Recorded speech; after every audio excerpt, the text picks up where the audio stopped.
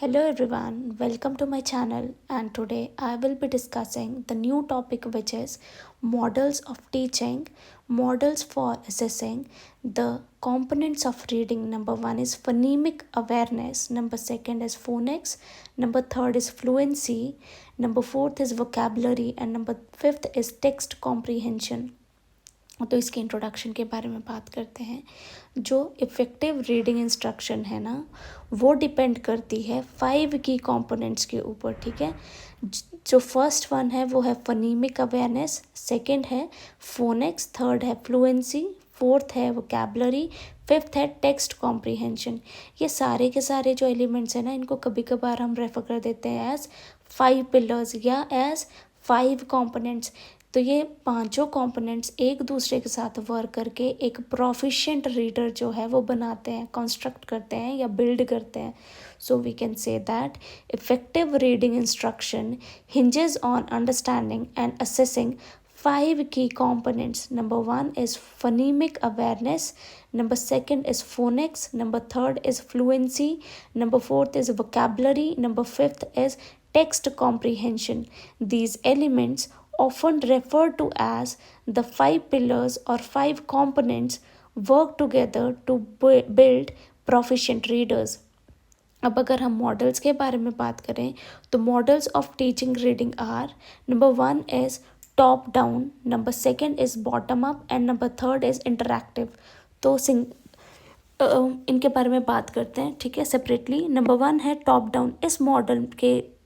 इस मॉडल के अकॉर्डिंग क्या होता है, ये एम्फोसाइज करता है कि एक इंडिविजुअल को प्रायर नॉलेज कितना है, ठीक है, ताकि उस प्रायर नॉलेज को वो यूज़ करेगा अगली चीज़ों को अंडरस्टैंड करने में, अगले कॉन्टेक्स्ट को समझने में। ठीक है, होल लैंग्वेज अप्रोचेस भी इसमें जो है वो यूज़ करे जाते हैं, लिटरेचर को भी एक्सप्लोर किया जाता है।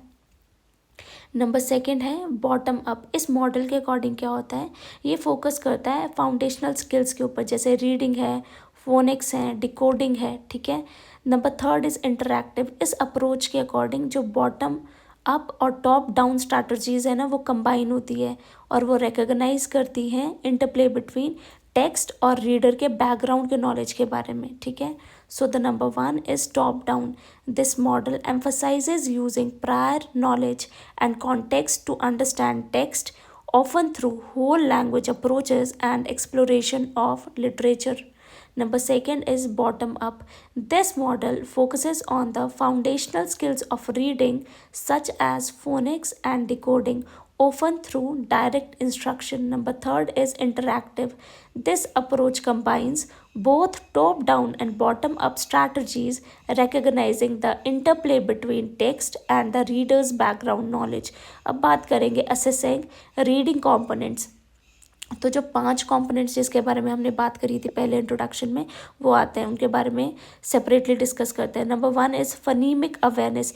इससे असेस होता है कि कैसे हम एक इंडिविजुअल की बात सुनते हैं, उसकी साउंड्स को समझते हैं, ठीक है, जब वो बोलता है। ठीक है, एक्टिविटीज़ जैसे आइडेंटिफाई करना साउंड्स को, राइमिंग को आइडेंटिफाई करना, ब्लेंडिंग को आइडेंटिफाई करना साउंड्स को वर्ड्स में, उसको बोलते हैं फनीमिक अवेयरनेस। नंबर 2 है फोनिक्स। फोनिक्स में क्या होता है कि ये एवेलुएट करते हैं हम इसे कि साउंड्स और लेटर के बीच में क्या रिलेशनशिप है। तो असेसमेंट इंक्लूड करते हैं जैसे लेटर साउंड कॉरेस्पॉन्डेंस, ठीक है, डिकोडिंग CVC वर्ड्स और रीडिंग नॉनसेंस वर्ड्स। नेक्स्ट है फ्लुएंसी। फ्लुएंसी में ये होता है कि आप कितने अच्छे तरीके से, एक इंडिविजुअल कितने अच्छे तरीके से टेक्स्ट को रीड कर सकता है एक्यूरेटली, ठीक है, और कितनी स्पीड के साथ वो जो है वो रीड कर रहा है, एप्रोप्रिएट एक्सप्रेशंस यूज़ कर रहा है कि नहीं कर रहा है, टाइमिंग जो है, जैसे जो फुल स्टॉप है तब रुक रहा है कि नहीं रुक रहा है, ये सारी की सारी चीज़ें जो आती है वो फ्लुएंसी में आते हैं कि किस तरीके से एक इंडिविजुअल जो है वो टेक्स्ट को रीड कर सकता है। ठीक है, वोकैबुलरी से पता चलता है कि वर्ड्स का जो हम यूज़ कर रहे हैं उसके मीनिंग के बारे में तो असेस कर पाए हम कि नहीं कर पाते हैं।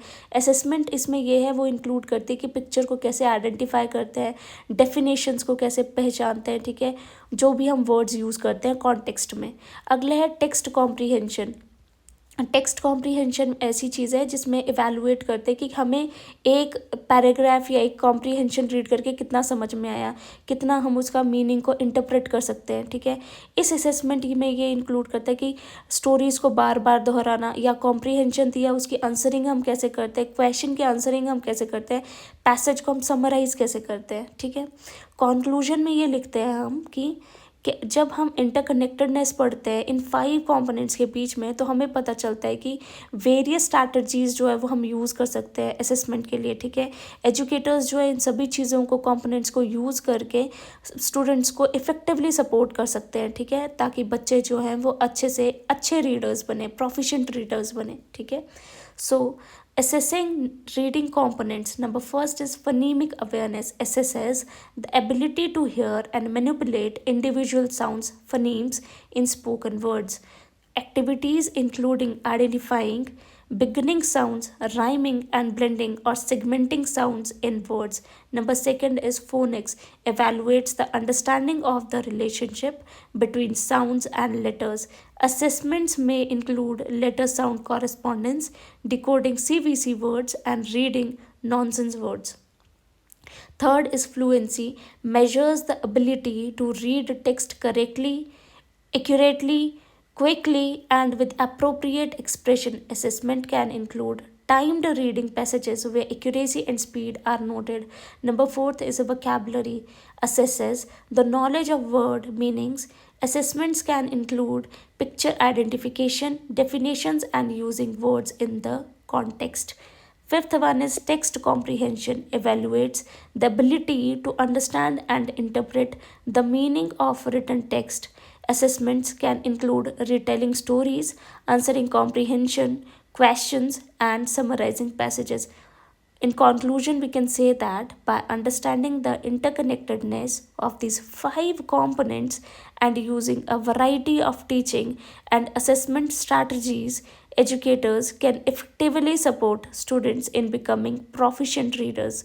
With this, I end this topic here itself. Thank you so much.